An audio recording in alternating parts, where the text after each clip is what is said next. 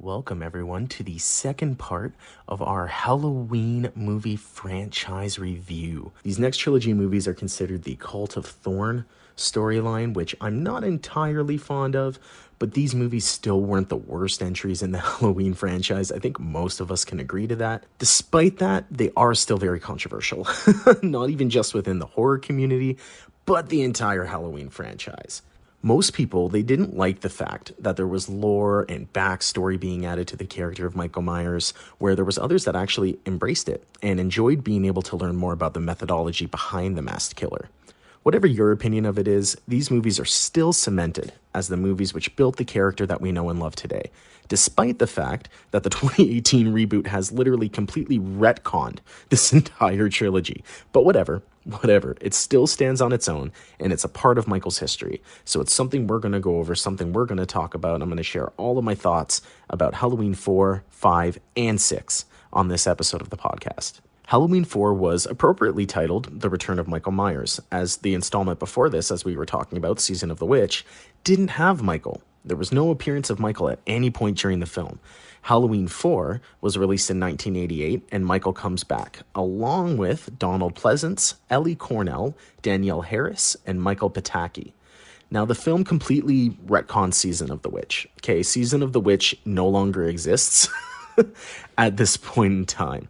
Completely ignores the movie, just like every other Halloween movie that comes after it. Now, as we know, the original intention of John Carpenter and Deborah Hill was to create an anthology series, with only the first two films of the franchise being connected.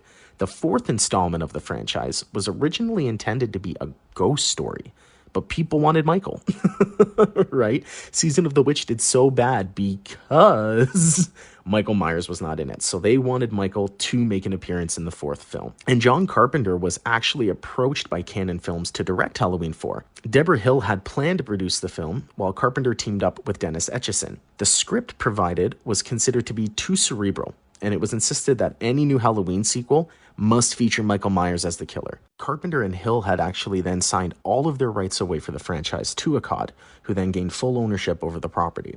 Carpenter, he completely refused to be involved with any further sequels of Halloween, so a new director was brought on board to bring the film to life. Dwight H. Little, who had previously directed the film Getting Even and some episodes of Freddy's Nightmares, he'd been brought on to direct the fourth Halloween film. Writer Alan B. McElroy was brought in to write the script for Halloween 4, though it came right before a writer's strike. So this forced him to develop the concept, pitch the story, and send in the final draft in less than 11 days. So talk about a time crunch.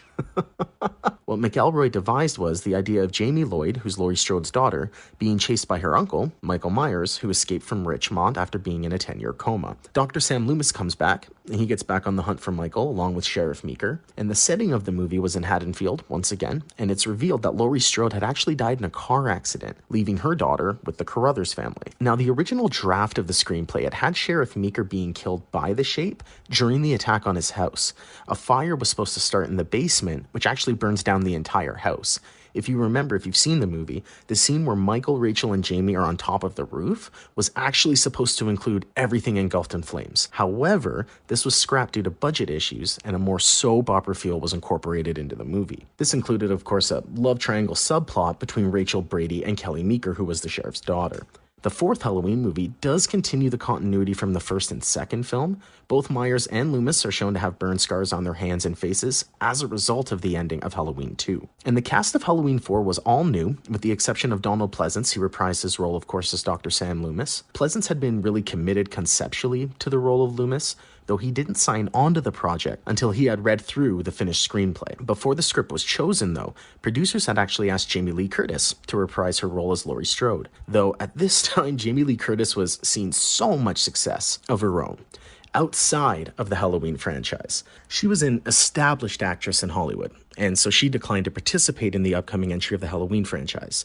As a result, her character was killed off screen, which is briefly explained in the film. So that means they had to cast the 7-year-old daughter of Laurie Strode, and that was given to Danielle Harris. Other actresses who had auditioned for the role included Melissa Joan Hart, though ultimately, the role of Jamie Lloyd was given to Danielle Harris, who had previously starred in One Life to Live. George P. Wilbur, one of the most controversial actors who ever donned the mask, played Michael Myers in the fourth installment of the film. and principal photography had commenced on April 11th, 1988, with filming taking place in and around Salt Lake City, Utah, instead of Pasadena, California, due to high rising costs. Since the filming also took place during the springtime, producers were forced to import leaves and big squash, which they painted orange to create pumpkins. And if you notice watching this film, Michael Myers was approached differently than he was in the first two installments of the Halloween franchise. George P. Wilbur, who played the iconic slasher, he had worn hockey pads under the costume to create a more physically imposing demeanor. He was also often filmed in mirror reflections or off-center so the audience could witness him in small doses instead of having an encompassing view of the character. And this is definitely noticeable in The Return of Michael Myers. I've watched this movie hundreds of times, and each time I always feel like I didn't see enough of Michael Myers in this film. Like, I truly believe it's due to how they shot him and provided more sporadic views instead of something encompassing of the character. Despite wanting to look physically imposing on film, the cast and crew had actually made a point to not scare Danielle Harris too badly, as she was only a young child at the time of filming. Wilbur would routinely remove his mask in front of her, so she was reminded that it's only a movie and he wasn't going to actually hurt her. During filming, many of the cast and crew experienced some serious issues, especially when filming the late night scenes. A gaffer for the film was injured during the scene between Brady and the Shape when a light was dropped and accidentally slit his wrists. While filming the rooftop scene, Ellie Cornell had her stomach cut open on a large nail while sliding down the roof. Donald Pleasance also became so cold during these late-night filming shoots that he actually wore a hat for most of the scenes, which was completely unbeknownst to the crew. Funny enough, that actually caused them to have to reshoot 6 hours of footage. Now, let's talk about the mask real quick.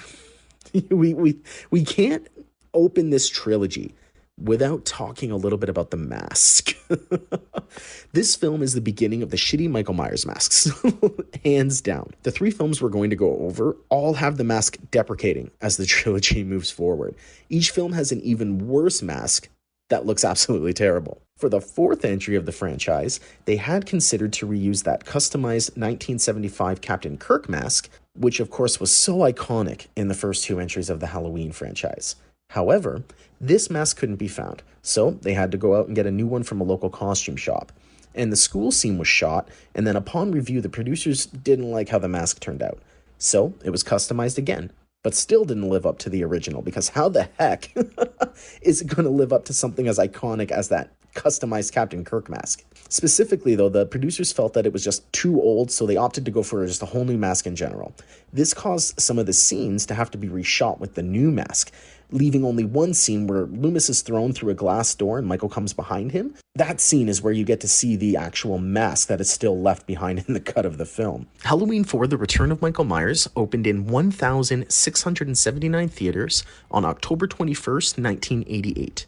It grossed $6,831,250 on opening weekend alone and came in at number one at the box office, holding it for 2 weeks and ending up grossing a total of $17,768,757 in the United States. Now, this is the part where we're going to be talking about the plot of the film, so if you've yet to watch Halloween 4 and you want to watch it before you get some spoilers, pause this episode of the podcast, go watch the movie, and come back and finish the rest of it with us. The same.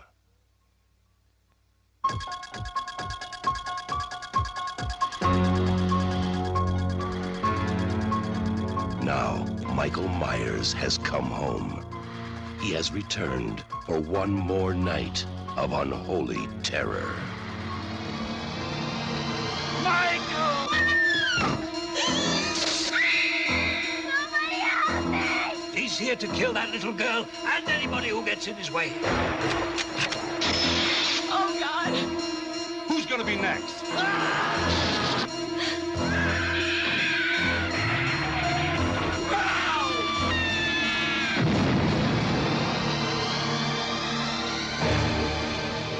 Halloween 4, The Return of Michael Myers.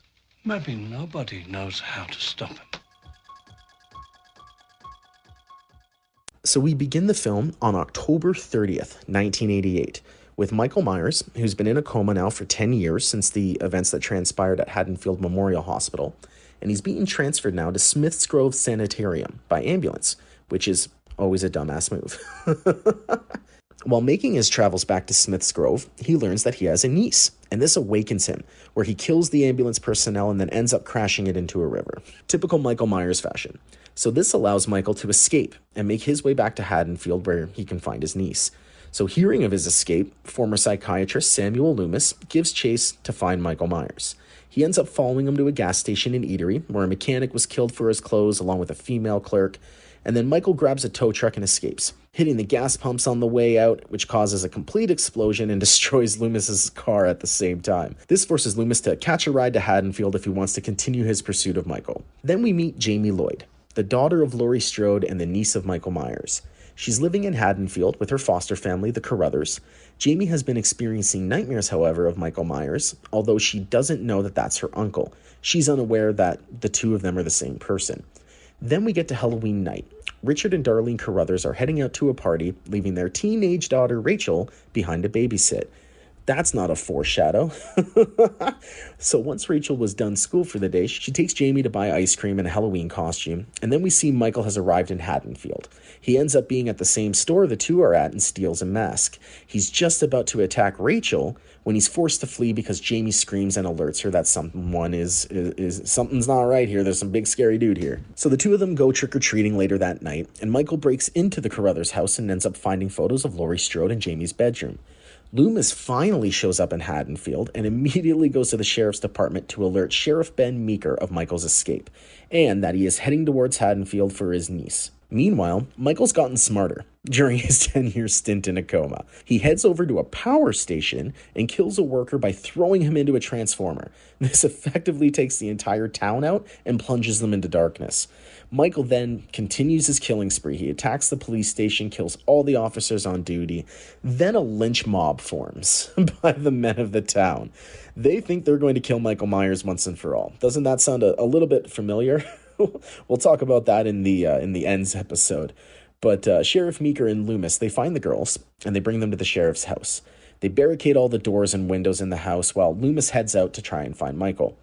Although Loomis should really know to just stay put, because Michael will always come to you. At the end of the day, you don't need to stalk Michael. Michael stalks you. Right? So Michael ends up sneaking into the house, kills a deputy and Kelly. Rachel, Jamie, and Brady discover their bodies and realize they're now trapped in the house with Michael Myers. So Rachel and Jamie flee to the attic when Michael appears, though Brady fends him off and ends up getting killed by Michael crushing his skull. The two girls climb through a window onto the roof of the house where Jamie is lowered to safety. However, Michael attacks Rachel, knocks her off the roof, and leaves her unconscious from the fall. So Jamie starts running. She's running down the street, being pursued by Michael, ends up finding Loomis. So they both take shelter in the school until Michael appears once again because, like I said, he comes to you. Right, ladies? Like, you always want a man that comes to you. Am I right? Right. So Jamie ends up tripping and falling down a flight of stairs, though before Michael can kill her, Rachel reappears and gets him hard with a fire extinguisher. This causes Michael to vanish when the lynch mob arrives at the school after hearing the alarm go off. They agree to take the girls to the next town in a pickup truck where they can meet with the state police. So as they try to get somewhere safe, we find out Michael's hidden underneath the truck. Of course he has. Course he has. So he climbs aboard, he kills the lynch mob men that are in the truck. Rachel pushes one of the dead bodies out of the truck so she can try and take the wheel and throw Michael off the truck. She ends up succeeding in doing so, and then rams him with the truck, which sends him flying into a ditch. So Sheriff Meeker and Loomis, rest of the mob, and state police, basically the biggest crowd, show up. They eventually show up because they know shit's going down. And Jamie decides that she's going to approach Michael and touch his hand, because touching this guy seems like a great idea for some reason. This causes him to rise and subsequently be shot down until he falls into a mine. So Loomis and the sheriff take the girls back home, where Darlene and Richard console their traumatized children. Everyone's so traumatized about the events of that night. Michael Myers absolutely going buckshot on killing everybody. Darlene goes upstairs. She starts a bath for Jamie when suddenly there's screams coming from upstairs. Loomis ends up running to the bottom of the staircase, and he sees an emotionless Jamie holding a pair of bloody scissors at the top of the stairs, which was very reminiscent of when Michael was found after killing his own sister. Loomis starts screaming no repeatedly and attempts to shoot Jamie until Sheriff Meeker stops him. Loomis sinks to the floor sobbing and staring on in horror. Great ending to this movie. What I really enjoyed the most about Halloween 4 was the ending. It was so dark and ominous overall. And especially in comparison to the previous entries of the franchise, it's really that reaction from Loomis that really draws the darkness out. Throughout the first and second film, he's really the one character who has done everything he absolutely could to stop Michael Myers. Now he has to face the reality that he's, well, failed once again. In the first Halloween movie, Loomis says he spent 8 years trying to get through to Michael before realizing how hopeless of an effort it was. The only way to stop Michael Myers is to contain him or kill him. Containing him doesn't seem to be working in any way, so I guess killing him is the only option left standing. So Loomis put his health and sanity on the line in his pursuit of Michael, and really probably felt justified when he saw Michael fall into the mine at the end of the film. Though once he sees Jamie following so closely in her uncle's footsteps, he realizes once again that his efforts were for naught. So in desperation, he tries to kill the child to stop the cycle of evil from repeating. His vendetta against Michael Myers is what causes him to fail and fall from grace and lose all sense of moral reasoning. By pulling a gun on a child, he's fallen to an absolute bottom and no longer cares about the consequences. All he wants to do is end the cycle of evil once and for all. And that's the biggest takeaway for me when it comes to Halloween 4. It's not about the return of Michael Myers or the passing of the torch to his niece. It's about Loomis abandoning all hope and coming so close to committing a terrible deed that's just as disastrous as Michael's attacks. I've argued this with many people who say since he didn't actually shoot her, then he didn't lose moral ground. Though my argument is, if the sheriff hadn't intervened, the Carruthers would have been mourning the death of their foster daughter. I'm telling you that right now. Loomis absolutely was going to pull the trigger, gun pointed at a little girl who to him encompassed pure evil. So at the same time, I'm not bashing Loomis. I get where his mental state was. I get his mentality. I understand. But at the end of the day, it still signifies a complete loss of moral compass and is a sign that Michael has actually won over Loomis. Now that wraps us up for our Halloween 4 discussion of this episode of the podcast. So let's dive right into the next one. We're going to be talking about now Halloween 5, The Revenge of Michael Myers, which was released in 1989. Both Donald Pleasance and Daniel Harris returned to their roles of Sam Loomis and Jamie Lloyd, respectively. And Michael's returned. He's on the move now to find and kill his niece, of course, just like the fourth movie, because we can't be unique. And following the attack that Jamie made on her foster mother, she's been institutionalized now, similar to how Michael was when he was a child. So seeing as Halloween 4 was considered a box office success, Mustafa Akkad rushed into production to get a new installment of the franchise released. The Revenge of Michael Myers is actually our first look into the subplot that Michael Myers is possessed by the influence of a cult, which is centered around the ancient rune of Thorn and drives him to kill his entire bloodline. Cop-out? Perhaps. Either way, it's one of the worst things to ever happen since Hellraiser, in my opinion. This movie, I will warn you right now, is on my list of some of the worst entries in the Halloween franchise. It most certainly takes the cake when it comes to the worst mask ever worn by the character, but I won't go as far as saying that it's the worst Halloween movie ever. It still has its good moments. The first draft of the screenplay was written by Shem Bitterman, who wanted to see Jamie Lloyd become evil after the events that unfolded at the end of Halloween 4. This idea was rejected by both Akkad and the studio, who then brought in Michael Jacobs for rewrites.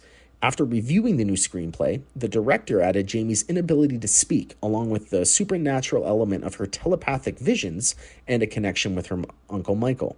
Attempts were also made to make the audience relate more to Michael by having him appear more vulnerable and human with contradicting feelings inside of him. A complete departure from the Michael Myers character that we had watched evolve over the course of a decade. There's even a scene where Michael removes his mask and sheds a tear. I'm just gonna leave it at that. So along with Pleasance and Harris reprising their roles, Ellie Cornell and Bo Starr also return as Rachel Carruthers and Sheriff Ben Meeker. Cornell was really enthusiastic to return to her role of Rachel, though she got disappointed right away because she found out that she would be killed off early in the film. The original screenplay had Rachel die after Michael shoved a pair of scissors down her throat, which would have been an epic kill, in my opinion. Though Cornell felt that was too gruesome, and she requested it to be rewritten so she would be stabbed in the chest instead. George P. Wilbur, who had donned the mask in Halloween 4 as the Shape, didn't express interest in returning to play the role, so Don Shanks was casted for the character of Michael Myers in Halloween 5, and would play a double role as the character of the Man in Black as well. Principal photography began on May 1st, 1989 in Salt Lake City, Utah, which is the same location where Halloween 4 was shot.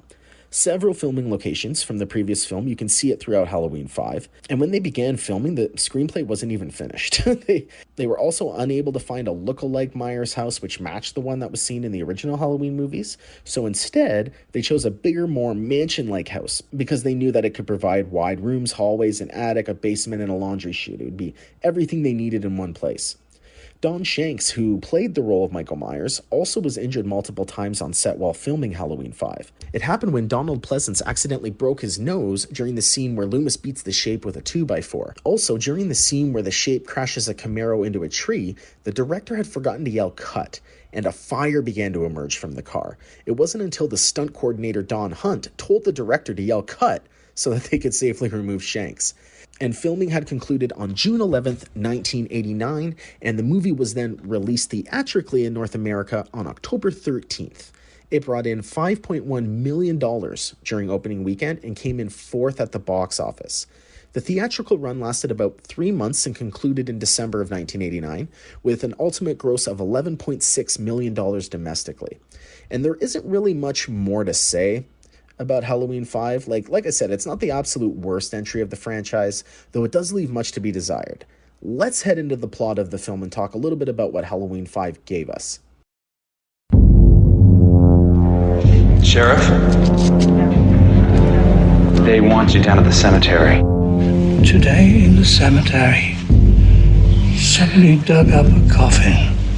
It was a coffin of a 9-year-old girl. You've come back to us, Michael.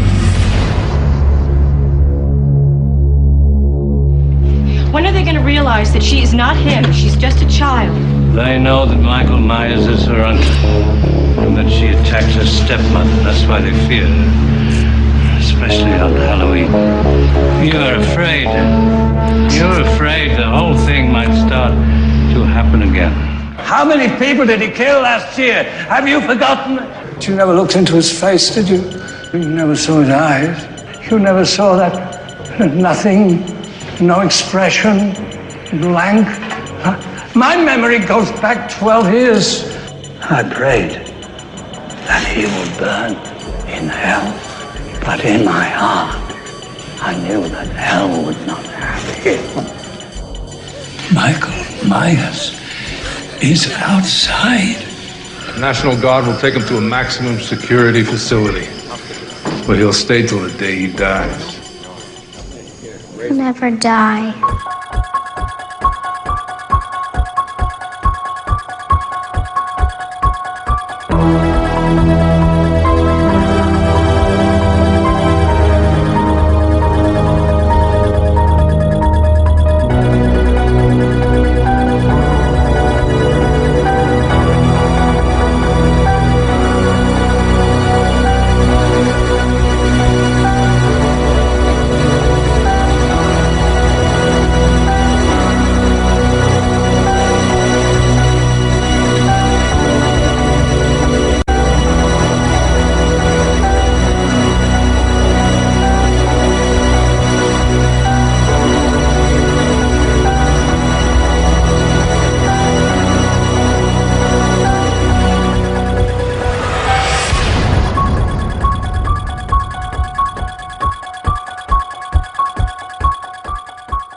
The movie itself starts off right from the ending of Halloween 4, where Michael Myers is shot and falls down a mine shaft.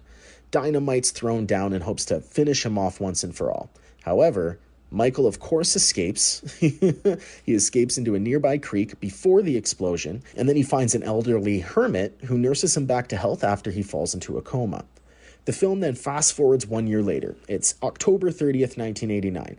Michael's awakened and ends up stabbing the hermit to death with a knife so he can return to Haddonfield, find his niece Jamie Lloyd once again. And the last time we saw Jamie, she was wearing a clown costume and holding a bloody knife after brutally attacking her foster mother at the end of Halloween 4. She's now been admitted to the Haddonfield Children's Clinic and been rendered mute due to psychological trauma. Jamie continues to suffer from nightmares and is also exhibiting seizures and signs of a telepathic link between her and Michael. Loomis becomes aware of this psychic link between the two and then tries to convince Sheriff Meeker that Michael is still alive. In the meantime, Rachel meets her death. Michael stabs her in the chest and begins stalking her friend Tina, and then continues his murderous rampage by killing Tina's boyfriend Mike, then posing as him by wearing a mask Tina had given Mike earlier, in typical Michael Myers fashion, just like the first movie where he was pretending to be Bob. They're paying homage, I feel, there. And then later on in the evening, Tina and her friends decide to go to a Halloween party on a farm. However, Jamie begins to sense that Tina's in danger and is now partially regaining her ability to speak. She's definitely right on the danger front as Michael starts slashing everyone having sex in a barn. Like, he takes all of them out. He impales one of them with a pitchfork, then decapitates the other with a scythe. It's pretty sweet. The kills in this movie, I'll give it to him. They were pretty sweet. Michael eventually finds Jamie and then starts chasing her in a car until he crashes into a tree. When Michael exits the car, Tina sacrifices herself to allow Jamie to escape. Loomis finally arrives on the scene, and then the two of them work together to stop Michael once and for all. With the help of Jamie, Loomis and Meeker set up a trap at the old Myers house to help lure him back. However, police begin receiving calls that Michael's actually broke into a clinic, so that prompts most of the officers along with Meeker to leave and investigate where Michael could be. But the whole thing, at the end of the day, was a diversion. Michael reappears, kills one of the troopers sitting in a patrol car. He enters the house, and then Loomis tries to reason with him. But Michael slashes right at him and throws him over the stair banister. Michael, you can't reason with Michael Myers. I'm sorry, it doesn't work that way. So that just left poor old Deputy Block to protect Jamie from Michael. Though, of course, he dies quickly. And Jamie ends up running through the house away from Michael. She hides in a laundry chute, but then is forced to abandon that idea once Michael stabs and injures her. She heads upstairs, finds more bodies in the attic. Michael finds her, makes a move to kill her once and for all, though Jamie calls him uncle. And then this apparently breaks through to him, I guess, because magic word is uncle. Uncle's the word. It's not mom. Uncle's the word. Because this actually prompted him to remove his mask. Because all the guy apparently needed was some sort of acknowledgement from his family, I guess. Jamie touches his face, and then this sets Michael into a weird fit of rage, and then he picks up the chase on Jamie again. So she heads downstairs, finds Loomis, who uses her to lure Michael into a trap. He shoots him with a tranq gun and then drops a steel net onto him. Grabs a wooden plank, starts beating Michael with it until eventually he collapses on top of Michael from a stroke. Meeker and the rest of the police force show up and end up taking Michael into custody. One of the officers goes to bring Jamie home when a mysterious man in black appears who has apparently been searching for Michael. He ends up causing an explosion at the police station, go figure. Gunfire ensues outside, which leaves Jamie alone in the police car. When no officer returns for her, she ends up going back to investigate and finds the station completely destroyed, along with all the police officers in there. Jamie also finds Michael's cell empty and the back door of the station broken open. She breaks down in tears, realizing that Michael is free again to continue his reign of terror over Haddonfield. The man in black, he makes another appearance.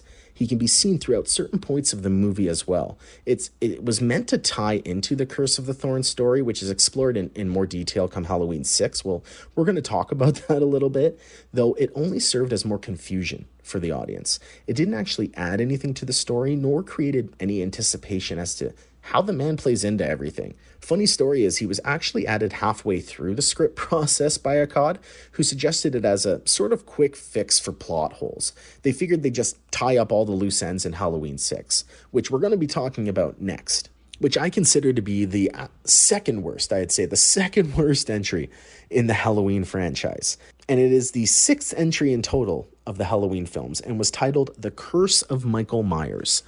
Though this film was definitely doomed from the start of production, I'll tell you that much. We'll get into that here. So the sixth installment of the Halloween franchise sees Donald Pleasance return for what will be his final appearance in a feature film. Paul Rudd also plays a role in this movie as Tommy Doyle, who was one of the children being babysat by Laurie Strode in the first Halloween movie.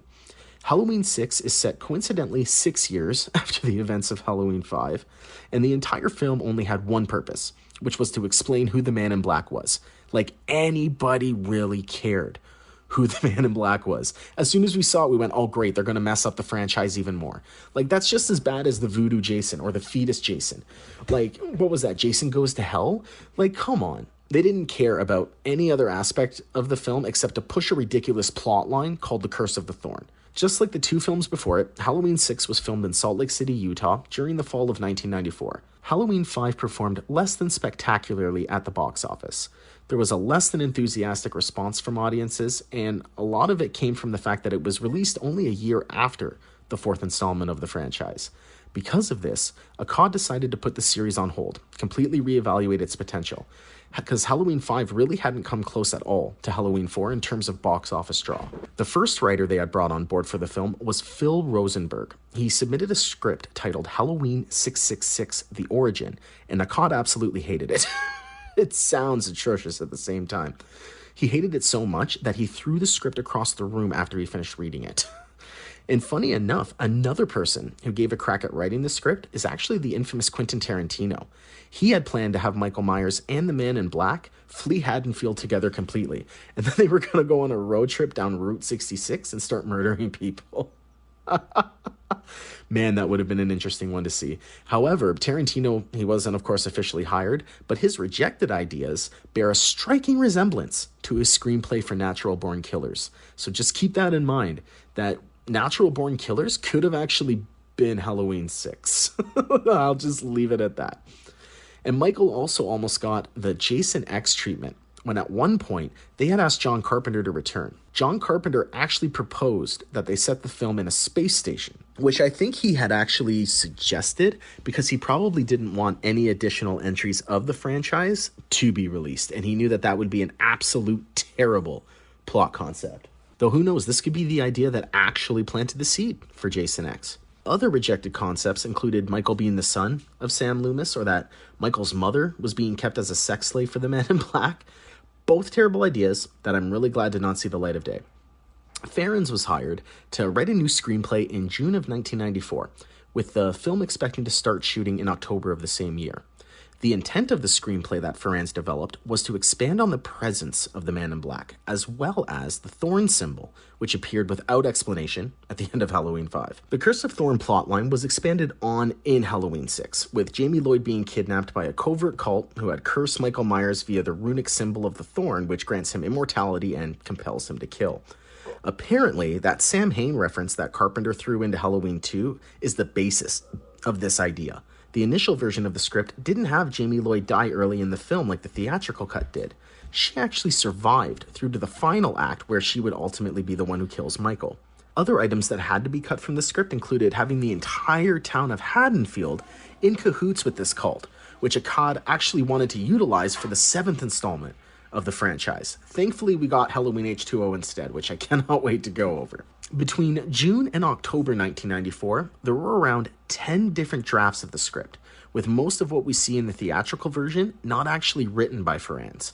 It was written and shot in post-production under supervision of Dimension Films. So they obviously wanted something that fit into a box and had a specific purpose. Farrens had originally brought back the character Tommy Doyle as a way to connect the original films with the 6th film. However, the development of the film caused many of those scenes to be lost, which created a loss of connection between the previous installments. However, the development of the film caused many of those scenes to be lost, which created a loss of connection between the previous installments. It was also going to be intended that Tommy was going to be the successor to Samuel Loomis. An element that was brought into this movie, which is slightly different than the rest, is the sexualization of Michael Myers. Farrens considered Michael to be a sexual deviant with the way that he follows and watches girls. He considered this to be a subtext for his repressed sexuality and theorizes that as a child he was fixated on his sister Judith, which is absolutely stupid. Michael at no point showed any sign of sexuality or sexual impulse, yet all of a sudden 6 movies later, Michael's horny. I don't understand. That doesn't make sense. But anyways, I digress. Danielle Harris was replaced in the role of Jamie Lloyd for The Curse of Michael Myers. She was actually replaced by J.C. Brandy, and it's not because she didn't want to. Harris was very much wanting to reprise her role as Jamie Lloyd, where she got herself legally emancipated so she could take the role on at 17. However, she was screwed, IMO. They only offered her $1,000 to shoot her part in the movie over the course of a week, which was less than she paid for her emancipation. So even though the director wanted her for the part, Dimension Films completely refused to negotiate the salary with her, which led to Harris dropping out of the project. Paul Rudd was cast in the role of Tommy Doyle, which is his first starring role before appearing in Clueless in 1995. George P. Wilbur also makes a comeback and reprises his role as Michael Myers. Now, the mask he used in this film was unfortunately based heavily on the one featured in the poster for Halloween 4, which did it absolutely no favors whatsoever. The mask was also handcrafted over the face of Wilbur. So fall of 1994 was when shooting began in Salt Lake City, Utah again. Production began to experience issues within the first week when a winter snowstorm hit early. This caused several scenes which were supposed to be shot in exterior locations to be transferred inside. The ending of the movie was also rewritten on set by the producer and the director. Producer Paul Freeman also sent the crew home intentionally, despite crucial scenes needing to be reshot. He also deleted scripted scenes, rewrote dialogue and action sequences, while assuming the responsibility of directing second unit shots and the supervision of the post-production of the original cut. These were complications that just resulted in Dimension Films taking over production of the film entirely. And Akkad felt that the movie lacked a cohesive vision, as the director was too busy trying to pander to the vision of Dimension Films. So it was a catch-22. They're getting pulled now in two different directions because the right hand isn't listening to the left hand, which is what gave us this crappy movie at the end of the day. Now, they even did a test screening of Halloween, The Curse of Michael Myers. It was done in New York City, and after filming and editing was completed in early 1995. During the Q&A after the screening, audience members expressed great displeasure for the film's ending. As a result, the movie headed back into production, rushed, and this time without Donald Pleasance because the actor had passed away. These reshoots took place in Los Angeles, California during the summer of 1995. They occurred with a new director of photography over a total of 4 days. Dimension Films at this time also had a grip on production of the film, which they instructed a new ending to be developed. The revisions also cause a continuity error with Michael Myers, as George P. Wilbur was replaced by A. Michael Lerner due to the studio executives wanting a less bulky Michael Myers. The last third of the film has a Michael that is much more slimming than the beginning of the film. If you've seen this movie, I'm sure you've noticed that and been like, WTF, did he go on a diet? Did he do the Atkins? Why is he so thin all of a sudden? On top of these reshoots, there was also significant work going into the post-production of the film. The focus appeared to be on creating a cinematic style that was more flashy and fast-paced, which favored blood and guts, though it really resulted in a confusing movie and a mishmash of ideas. Due to all of the troubles that they experienced in production, there's actually 2 cuts of the film. This prompted a legal battle between the production company Nightfall and the distributor Dimension Films. Ultimately, the one with more money will always win, and Dimension Films had their cut released as the theatrical version. When a teaser trailer of the film was released, it actually had the title Halloween 666, The Origin of Michael Myers attached to it. This was because an official title hadn't actually been decided on for the movie. It wasn't until Ferrens was joking around with Akkad when he said it should be titled The Curse of Michael Myers. This is because of the troubles they had in production. It stuck with Akkad, and he decided upon making it the title of the film, which I guess is very apt at the end of the day. So Halloween, The Curse of Michael Myers, released on September 29th, 1995, with an opening weekend of $7,308,529. It came in second that weekend to the iconic Thriller 7, though it was the first film in the series after Halloween 2 to be on par with its opening weekend gross. In total, the film went on to get $15,116,634 in the US from an estimated $5 million budget. So not that bad of a return. About a $10 million return on a horror movie? Not too shabby, I think. That's a pretty good return. So now let's dive into the plot of our last review for this episode of Halloween 6, The Curse of Michael Myers. Every legend is based on fact. Every myth is grounded in truth. For 17 years, the town of Haddonfield, Illinois, has been haunted by a night when evil roamed the streets and a madman ruled the night. Everyone knows his name. Now, everyone will know the truth. I knew what he was, but I never knew why.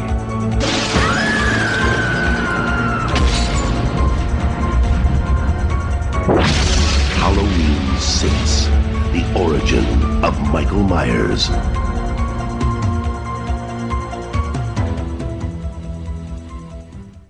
The date is October 31st, 1989. Michael Myers and his niece Jamie Lloyd have been abducted from the Haddonfield police station by the mysterious man in black. We then fast forward 6 years, where Jamie's now 15 years old and giving birth to a child. The man in black is revealed to be the leader of this cult, and he takes the child away from Jamie. Then a midwife shows up, ends up helping Jamie escape with her child, though Michael kills the midwife. Jamie and the child steal a pickup truck and drive away with Michael hot in pursuit. In the meantime, we get to see Loomis. We find out Loomis is retired. He's done. He's moved out to a cabin on the outskirts of Haddonfield and lives his life out as a hermit now. He ends up hearing Jamie's plea for help on a local radio station, only to be ignored by the radio DJ. So this sends him off to go on a hunt. Michael ends up catching Jamie, and she crashes the truck into an old barn. Jamie meets her demise at the hands of Michael, though her child is nowhere to be found. Back in Haddonfield, we have Tommy Doyle living in a boarding house, which is run by an elderly woman named Mrs. Blankenship. He's a recluse, completely obsessed with determining the motives behind Michael's killings, and across the street is the Myers house, which holds relatives of the Strode family. One of them being Danny, who's tormented right now by the man in black who is grooming him to follow Michael's footsteps for some reason. I promise you guys, I know you guys may try to make sense of this as I explain the plot. Please don't. It will hurt your head. Please don't try to make sense of this plot. That is your warning. Like, for one, why are the Strodes in the Myers house? Of all places. For two, why would this cult go for a Strode when they're not related to the Myers? Plot holes, people. There's tons. So Tommy ends up finding Jamie's baby at the bus station and brings him to the hospital. This is where he ends up running into Loomis, who tells him that the Strode family is living in the Myers house. So of course he's going to go check that out. He shows up to the Strode house and alerts Deborah about Michael. She starts to pack up their belongings because she's not going to fuck around and find out, but Michael shows up and murders her in gratuitous fashion. Tommy ends up running into Danny on the street on his way back from school and takes Danny and his sister Kara to his boarding house where he reveals his theory on Michael. He believes that Michael has been infected with Thorn, an ancient druid curse that causes him to kill his bloodline on Halloween night. He also believes that Jamie's baby is meant to be Michael's final sacrifice. Jason goes to hell, anyone? Jason goes to hell? Okay, I'm done. While Tommy heads out later in the night to find Loomis, Mrs. Blankenship makes a startling revelation to Kara. She was the one babysitting Michael the night he killed his sister, and the voice that Danny is hearing now is the same one that Michael did that night, indicating that somehow Danny's also attached to this Thorn nonsense. In the meantime, Michael continues his killing spree while Danny and Kara manage to escape the boarding house. They meet up with Tommy and Loomis when it's revealed that Mrs. Blankenship has actually been working with the cult the whole time as they arrive at the boarding house. The man in black is also revealed to be Dr. Wynn. Loomis and Tommy end up getting drugged by the cult while Kara, Danny, and Steven are taken to Smith's Grove. Loomis confronts the man in black, who reveals that staff at Smith's Grove the whole time have been working with the Thorn cult to study its power and learn how to control it. He actually tries to suck Loomis into his conspiracy as he was the very first one to see the evil inside of Michael. However, Loomis refuses and gets knocked out by one of the cult members. So Tommy shows up and ends up freeing Kara as Michael stalks them throughout the sanitarium. They end up running into Wynn and his team, who are about to perform a medical procedure on Danny, when Michael suddenly appears and turns against them, killing each and every one of them for some random reason. He kills all the doctors and saves the kids. So he's chasing these kids, he's trying to kill these kids, then all of a sudden he kills the people that are trying to help him kill these kids. But okay, let's not think logic here, I guess. Okay. Tommy ends up injecting Michael with a corrosive substance, then beats him unconscious with a lead pipe. Everyone else heads out of Smith's Grove while Loomis stays behind to ensure this time Michael stays down. However, Michael's mask is lying by its lonesome on the floor of the lab as Loomis screams in the background. Typical ending, typical movie. Where do I even start? I don't even know where to start on it. The mask was absolutely terrible. The execution of the story itself, whatever, little bit of story they had, it just didn't work. It didn't have any substance to it. It wasn't something that you can gnaw your teeth on and actually, enjoy and engage in. It just felt like another senseless bloodbath. That's the best way to explain it. But Halloween fans know that this film is notorious for having multiple versions. Outside of the theatrical cut, there's also a producer's cut and a director's cut. The original cut of the film, which screened for the test audience, is known as the producer's cut. This version featured numerous differences from the musical scores and cues to shifts in plot. Specifically, the film's grand finale was really where the big difference came in. There's definitely a cult following for the producer's cut of the film, especially because it wasn't until recently that you could even get that version for home media, unless you were able to get a low-quality bootleg copy. The ending of the producer's cut has Kara awakening at Smith's Grove on a concrete slab surrounded by the cult of Thorn. A ceremony is conducted where Michael kills Jamie's child as a sacrifice of innocent blood, which will then pass the curse on to Danny, with Kara as his first sacrifice. Kara realizes that Stephen is a product of incest between Jamie and Michael, so she uses this to try and convince him not to kill the baby. Weird, right? So Michael had, without killing... Okay, so Tommy ends up getting Kara freed from the cult, and they run through the sanitarium where Loomis helps them escape. Later on, after telling the others he still has some unfinished business to tend to, Loomis goes back into the sanitarium and sees Michael lying on the floor of the main hallway. He removes his mask and finds that it's Dr. Wynn who had switched clothes with Michael, who escaped. Before Wynn dies, he passes on the Thorn symbol to Loomis, which in turn signifies that Loomis is the new leader of this Thorn cult. Now, I don't even know how to begin to talk about Halloween 6. I'm not really even going to talk much about it because there's nothing to talk about. It's an absolute terrible entry into the Halloween franchise and was literally developed just to explain why there was a man in black in Halloween 5. Like, there was no need for this movie. It added unnecessary lore. It added things to the story that just had no relevance to Michael Myers whatsoever. Like, why would you try to add lore to a character who's already revered? Like, I know some people like lore. I'm one of those people myself. I love lore in my movies. That's why I love Saw so much. But Halloween doesn't need lore. All you really need is a killer with unknown intentions, unknown motivations, slaughtering everybody in its path. Like, that is all you need to create a successful movie with Michael Myers. That's what Halloween was, right? Like, the first Halloween movie was literally a masked killer with complete unknown intentions, unknown motives, killing people. That's what made it terrifying. That is what made Michael Myers the character that we know and love today. Not adding all this curse of the Thorn and he's Laurie's brother and blah, blah, blah. No, he's a mass killer who wants to kill. That is Michael. And the moment you start deviating away from that is when you start having these issues, like in Halloween's 4, 5, and 6. Like, Halloween 4 wasn't terrible. I didn't mind Halloween 4, and I love the introduction of Danielle Harris. I love her in that role, and I love her as an actress too. But then with 5 and 6, like, things just started to go downhill. Like, that's really where the Halloween series really started to take a nosedive, especially with 6. With 6, it just crashed and burned. But they revived themselves, in my opinion, with Halloween H2O, which we're going to talk about more next week. Excellent movie. And then they lost it again with Halloween Resurrection. So it's like, oh my God. Can't wait also till we get to the Halloween 2018 episode. That's going to be so much fun because, God, I love that movie and Halloween Kills. Oh, it's going to be great. And that wraps us up for part 2 of the Halloween series movie reviews. We've now reviewed Halloween 1, 2, 3, 4, 5, and 6. That's pretty freaking cool, isn't it? I love the Halloween franchise. I don't know if you can tell. It's definitely one of my favorites. Halloween and Saw, side by side. I love both of them. They're so great. And I assume you do too, because if you've listened to this episode, I assume you also listened to the first one. So you probably like Michael Myers just as much as I do. So you're family here at the cabin. Next week, we're going to be back with part 3 of the Halloween series movie reviews. And next week is going to have Halloween H2O, which is one of my favorite Halloween movies ever. I love it so much. And then on the flip side, we're also going to talk about what I consider to be the worst Halloween movie ever created. And that's Halloween Resurrection. Dangertainment, y'all. So we're going to go over H2O.